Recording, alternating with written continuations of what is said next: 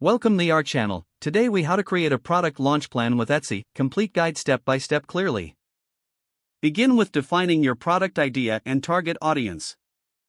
Research existing products on Etsy to identify trends and gaps. Create a unique selling proposition that highlights what makes your product stand out. Set specific goals for your launch, including sales targets and brand exposure. Develop a timeline for your launch, outlining key milestones and deadlines. Design your product and ensure it meets quality standards. Create high-quality product photos that showcase your product from different angles.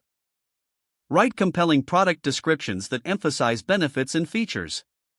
Choose the right keywords for SEO and incorporate them into your listings. Set competitive pricing based on market research and production costs. Consider creating a launch website or landing page to gather interest. Utilize social media platforms to build anticipation for your launch. Engage with your audience through teasers, polls, or sneak peeks. Plan a promotional campaign, including any discounts or giveaways. Collaborate with influencers or bloggers in your niche for wider reach. Ensure your Etsy shop is fully optimized and ready for traffic. Test all links and ensure inventory is updated before launch day. Launch your product and actively promote it across all channels. Monitor performance closely in the days following the launch. Gather customer feedback and testimonials to improve your offerings.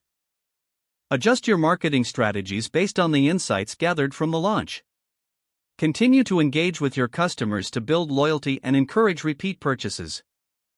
If the page does not load, refresh the browser or try again in a private or incognito window. Make sure you are using the correct email address, then retype it carefully to avoid small typos.